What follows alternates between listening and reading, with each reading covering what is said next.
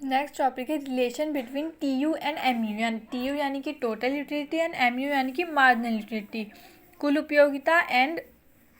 उपयोगिता और सीमांत उपयोगिता में संबंध।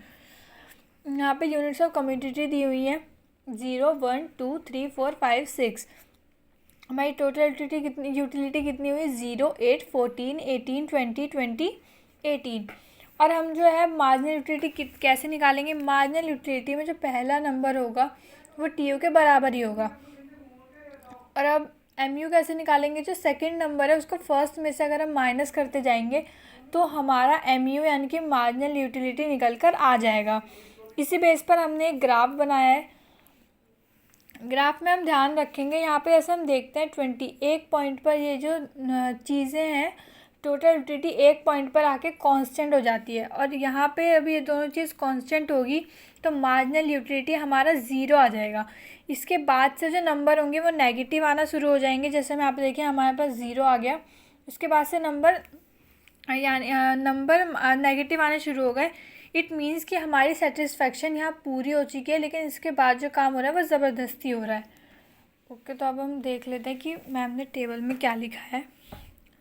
पहले तो हमें इसका फॉर्मूला बताया गया T U equal summation M you.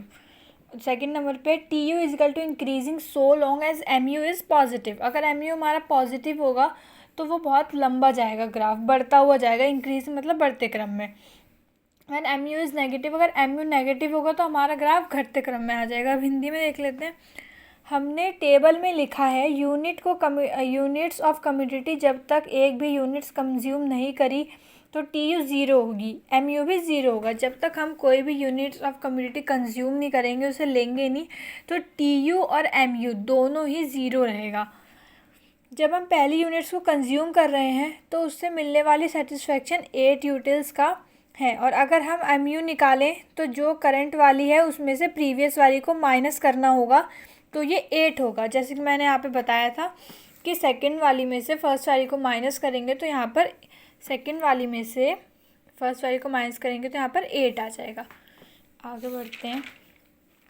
आगे है, जब हम सेकंड यूनिट्स को कंज्यूम कर रहे हैं तो टी यू इजकल 14, तो एडिशनल बन रहा है 6 यानी एम यू। हम जैसे जैसे देख रहे हैं कि जब हम सेकेंड यूनिट्स कंज्यूम कर रहे हैं और जो टोटल यूटिलिटी है 14 है और जो एडिशनल है वो 6 है यानी कि एम यू। मैंने बताया था कि जैसे जैसे हम अगली जो यूटिलिटी है वो कंज्यूम करते रहेंगे, सेकेंड यूटिलिटी, थर्ड यूटिलिटी, जो हमारा ग्राफ है वो घटते क्रम में बढ़ता जाएगा, जो हमारा मार्जिनल यूटिलिटी है वो घटती चली जाएगी। अब देख लेते हैं। पहले टी यू इंक्रीजिंग, ये डाउनवर्ड जा रहा है। जैसे कि टी यू जो है वो इंक्रीज़ हो रहा है तो ये डाउनवर्ड जा रहा है, ये रहा। टी यू का ग्राफ इंक्रीजिंग होने के बाद डिक्रीजिंग हो रहा है, एम यू डाउनवर्ड जा रहा है। अब इनका रिलेशन संबंध देखेंगे। सबसे पहले टी यू क्या होगा, T U is equal to sum total of M U summation, जितना भी मार्जिनल यूटिलिटी से हमने कंज्यूम किया है। अब उन सभी को यदि हम ऐड कर देंगे तो हमारा टी यू आ जाएगा, और टी यू हमारा जब तक इंक्रीज़ होगा जब तक एम यू पॉजिटिव या ज़ीरो ना हो जाए। इसमें बताया कि हमें टी यू निकालने के लिए उसे प्लस करना होगा, जब तक प्लस करना होगा जब तक हमारा एम यू पॉजिटिव या ज़ीरो ना आ जाए। जब एम यू नेगेटिव है तो टी यू डिमिनिश होगा, ये हमने पढ़ ही लिया था। जब एम यू डिक्रीजिंग हो रहा है तो शो कर रहा है कि टी यू तो इंक्रीजिंग हो रहा है। हाँ, जब हमारा एम यू डिक्रीज़ हो रहा है तो हमने देखा कि जब हमारा जो एम यू है वो डिक्रीज़ हो रहा है 8, 6, 4, 2, 0, 2, लेकिन हम यहाँ पे टी यू में देखें तो 8, 14, 18, 20, 20, 18 ये इंक्रीज़ हो रहा है। अब पढ़ लेते हैं law of diminishing marginal utility. Units of community इतनी है, मार्जिनल यूटिलिटी हमारी 60, 50, 40, 30, 20, 10। यहाँ पे देखा हमने घटता ही जा रहा है, और ये रहा इसका ग्राफ। 1 पे था 60, 2 पे था 50, 3 पे था 40, 4 पे था 30, 5 पे था 20 एंड 6 पे 10। जैसे ही हम ज़्यादा से ज़्यादा कम्युनिटी को यूज़ करने लगेंगे तो उसमें मिलने वाली मार्जिनल यूटिलिटी गिरने लगेगी। एग्ज़ाम्पल मैम ने एग्ज़ाम्पल दिया है, हमने बहुत दिनों से आइसक्रीम नहीं खाई, हमें क्रेविंग हो रही है और हमने आइसक्रीम खाई है। संतुष्टि आपको फर्स्ट आइसक्रीम खाकर जो संतुष्टि आपको फर्स्ट आइसक्रीम खाकर मिली वो सेकंड खाकर मिलेगी नहीं। फर्स्ट आइसक्रीम का सेटिस्फेक्शन सेकंड के मुकाबले ज़्यादा होगा। सेकंड से भी संतुष्टि प्राप्त होगी लेकिन कम। मैम ने बताया कि जब हमें बहुत ज़्यादा क्रेविंग हो रही है और हमने आइसक्रीम खाई, हमने एक आइसक्रीम खाई, मान लो हमें उससे सेटिस्फेक्शन नहीं मिला, हमने दूसरी खाई, लेकिन जो दूसरी का सेटिस्फेक्शन होगा वो पहले के मुकाबले कम होगा। दूसरे से भी सेटिस्फेक्शन मिलेगा, ऐसा नहीं है कि नहीं मिलेगा, लेकिन जो सेकंड का सेटिस्फेक्शन होगा वो कम होगा।